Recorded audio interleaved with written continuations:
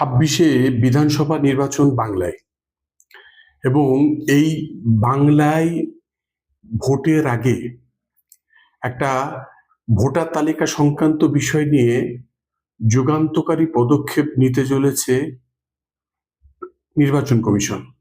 কি সেই পদক্ষেপ? এক্সপ্লোর ইন্ডিয়া চ্যানেলে আজকে সমস্ত জিনিস একে একে ব্যাখ্যা করব। নমস্কার, আমি হরিহর। আজকে যে বিষয়টা বলবো সেটা হচ্ছে যে নির্বাচন কমিশন বেশ কয়েকটা পদক্ষেপ ভোটার তালিকা সংশোধন এবং বিয়োজনের ক্ষেত্রে বেশ কিছু পদক্ষেপ নিয়েছে। রাজ্য সরকার কমিশনের এই পদক্ষেপকে কিন্তু মেনে নিতে পারছে না। কি পদক্ষেপ নিয়েছে কমিশন?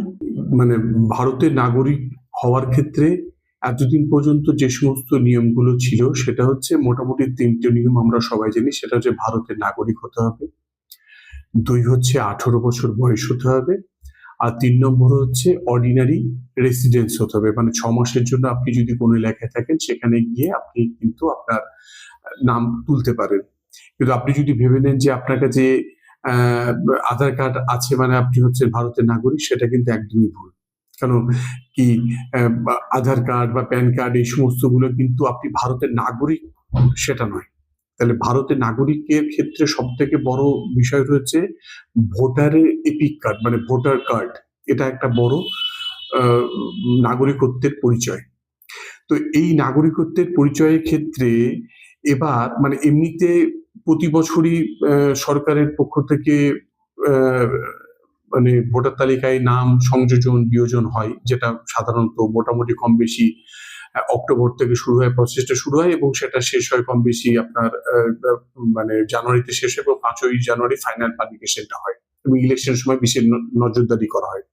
সামনে বিহারের ভোট, নভেম্বরে বিহারের ভোট, এবং ইতিমধ্যেই এই নতুন যে পদক্ষেপ নিয়েছে কমিশন সেটা কার্যকরী করার জন্য 25 তারিখ 24 তারিখের নোটিফিকেশন হচ্ছে 25 তারিখ মানে 25শে জুন থেকে তারা সেই পদক্ষেপ অনুযায়ী পদক্ষেপ গ্রহণ করতে শুরু করেছে। পদক্ষেপটা কি না, 1987 সালের আগে আপনার যদি ভোটার তালিকা মানে আপনার ভোটার তালিকায় যদি নাম থাকে বা আপনার যদি জন্ম হয় সেক্ষেত্রে আপনাকে বিশেষ কিছু করতে হবে না। তবে কিন্তু আপনি যদি ভোটার তালিকা আপনার নাম থাকে বা না থাকে আপনাকে কিন্তু মানে ভোটার তালিকায় নাম থাকলেও কিন্তু আপনাকে একটা সেলফ ডিক্লারেশন দিতে হবে। আপনার কাছে আপনার এলাকার যে বিএলও বুথ লেভেল অফিসার যাবেন এবং সেই মতো করে সেই গিয়ে একটা ফর্ম দেবেন এবং সেই ফর্ম অনুযায়ী আপনি ফিল আপ করে আপনি সেটা অনলাইনেও দিতে পারেন বা ম্যানুয়ালি গিয়ে আপনি জমা করতে পারেন, সেই মতো করে রিভিশন হবে। আরো যে প্যারাফিটি করা হয়েছে সেটা হচ্ছে যে আপনার এই যে রিভিশন মানে প্রায় 23 বছর পরে রিভিশনটা হচ্ছে, মানে যে পদক্ষেপটা কমিশন নিচ্ছে।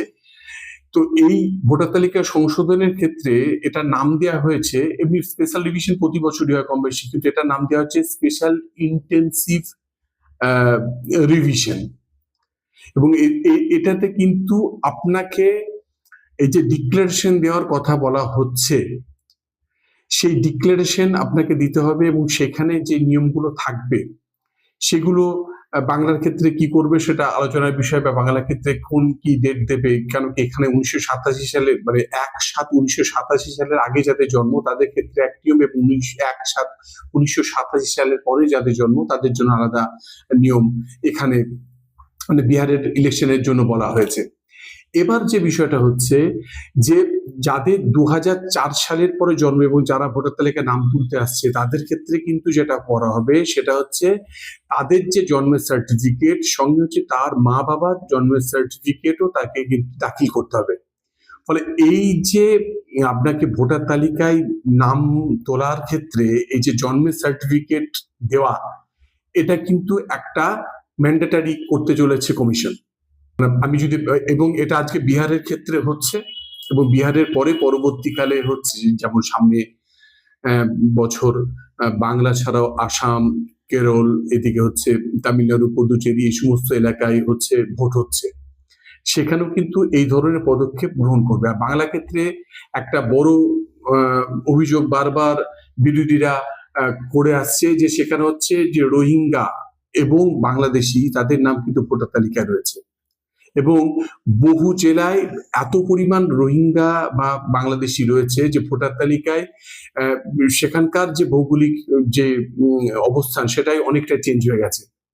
এবং সেই ক্ষেত্রে কমিশন কিন্তু যে পদক্ষেপ নিচ্ছে তাতে কিন্তু এই ধরনের যে মানে কম বেশি বলা যেতে পারে ভুতুড়ে ভোটার সেটা কিন্তু অ্যারেস্ট করতে পারবে বা অনেকটাই মানে আতশকাছের মধ্যে আনতে পারবে বলে মনে করা হচ্ছে, কমিশনের সেটাও দাবি। বাংলার ক্ষেত্রে সেটা কি করবে এবং বিহার যে মডেল, বিহার মডেল বাংলার ক্ষেত্রে কতটা কার্যকরী করবে এবং সেটা করার আগে শাসক দল হিসেবে তৃণমূল এমনি আপত্তি জানিয়েছে, পরবর্তীকালে তারা কি করবে সেটা আলোচনার বিষয়। আজ এই পর্যন্তই। আজকে যদি ভিডিওটা ভালো লেগে থাকে তাহলে প্লিজ কমেন্ট করে জানাবেন আর আমার এই চ্যানেলটা সাবস্ক্রাইব করবেন। আজ এই পর্যন্তই। ভালো থাকবেন, সুস্থ থাকবেন। নমস্কার।